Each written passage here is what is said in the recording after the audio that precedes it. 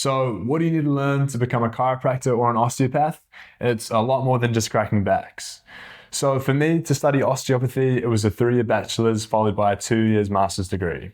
And chiropractic is exactly the same. You do a 3-year science degree. From that, you follow it up with a 2-year master's degree, which is what you need to do just so that you can practice. So the 3-year bachelor's is theoretical study.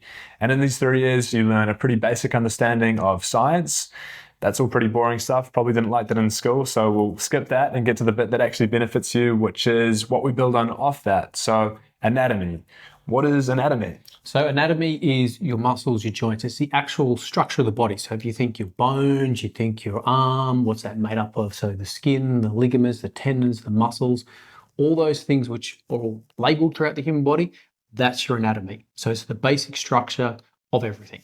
It's sort of what makes us us, really. Yeah, like the foundations of a house. Yeah. It's your foundations. The foundations. So after we learn anatomy, we also learn about physiology. And this is essentially the physiology that acts on the anatomy. It's what allows our anatomy to move. It's what makes muscles contract. It's how everything works. So the physiology, when you study physiology, you're studying how does it function? How does the anatomy function? Yeah. Exactly. So we also learn biomechanics. Now, this is very important because it relates to pretty much everything we do on a daily basis. Yeah, definitely. So biomechanics is basically how does the joints move? What force works on the joint? So if I want to bend my arm, how does that occur? If I want to turn my arm, how does that occur? So the study of all these things and how they work, if everything is working as perfectly as it can work, that's called biomechanics. From there, we go on to what can go wrong. So this is the part where things, get more interesting from a clinical point of view, because people are always going to have stuff going wrong because we use our bodies, right? They're designed to be used. They're designed to be moved. So we use them, but we're going to overdo some things. We're going to move in different ways. We're going to lift up something too heavy. We're going to do stuff, right? We all do stuff. So that stuff is then going to create problems with the body. And from that, you're going to get symptoms. So the different sort of symptoms we can get could be, what do you reckon? We could get sore back. Yep. We could get numbness down the leg. Could get tingling down the leg. We learn a lot of symptoms to look out for and special ones that we need to really look out for as well. Red flags that we know when to refer and when it's outside of our scope. 100%. If you're going in for a red flag, then we're going to send you off to your local GP because that's something that needs to be investigated more. But we're always going to look at pain. Let's start. Pain's an easy one for us. It's what we deal with all the time. It's about what is that pain? Is it a dull pain? Is it a sharp pain? Is it a shooting pain? Is it a burning pain? There's all different types of pain. And this can help us determine what is going wrong in the body. Is it a disc problem? Is it a joint problem? Is it a muscle problem? Then we can also look at, is there some more intense symptoms, let's call it. You got some pins and needles. You might have some numbness.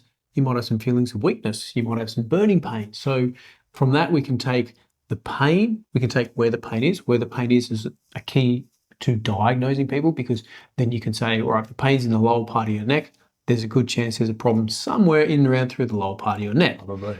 If there's pain in your shoulder, likewise, there could be a pain, something starting from the neck or the shoulder. So where the pain is, but going back to the other point, the symptoms, if they're more intense, then we know, okay, something else is going on through there as opposed to just a simple joint problem or muscle problem. Yeah. So looking at all those symptoms, that can then give us the opportunity to diagnose what's occurring for you. So we've got the anatomy, which is telling us what it should look like, the physiology, how it should work and how it should move, biomechanics, breaking that down a bit more specific to your joints.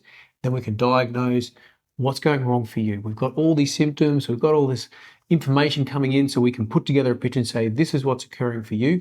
And if we're still not sure, we can send you for imaging, right? Exactly. And so it's only after we learn all these that we then learn what's most important for you, how to fix you. How do we actually apply this knowledge and get you feeling better, moving better? So there's a few different ways we learn how to fix people. We've actually already done a video describing how we fix people here at our practice, but to summarize, these are the main ways. We use massage, adjustments, and exercise prescription.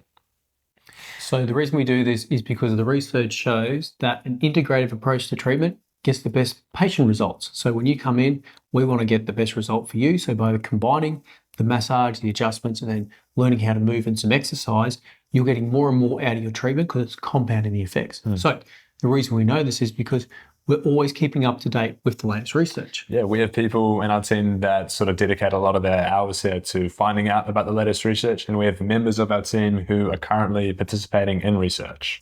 Yeah, so chiropractic isn't you walk out the door after you've done some studies. It's not a weekend course. It's a continuous lifelong education into learning how the body moves, what can go wrong with the body, what the latest research says, and what's the latest gold standard for treatment. Like, what's the best way to go about fixing you? What's the best way to go, all right, if we do this, combined with this, you're going to get the best result. So when it comes to chiropractic and osteopathy, the qualifications, it's a very long course. It's a great course because you learn so much about the human body. You learn so much about how to fix people. But then when you get out into practice, then that never ends. That journey continues on forever. You're always learning. The learning never stops. Me being 5 years out, I find that with every patient, I'm always learning something new. And Scott, being 20 years out, are you still learning? Always learning. Every day I'm learning something new. And every day we get up and we challenge ourselves to be better. So as a team, we're always talking to each other about the different patients that come in, how we're approaching fixing that. We're trading knowledge all the time. We even, consult on patients because that way we're all always learning and we're always going to be able to upgrade and upskill ourselves. So we're going to be able to help everybody in the best way we can.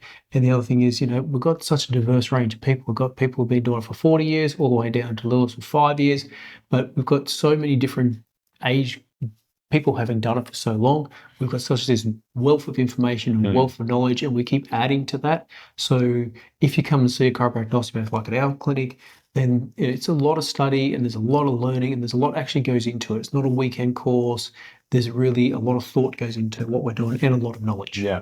We're also required to our regulatory bodies to continue to learn, to attend CPD events. Yep. So CPD, continual professional development courses. So not only are we continuing to learn from our patients and from each other here in the clinic, but we're actually also going to courses with the latest research, the latest ways of fixing people, and we are learning it that way as well. And we make sure we go to different courses so that we can get the best of all these different courses.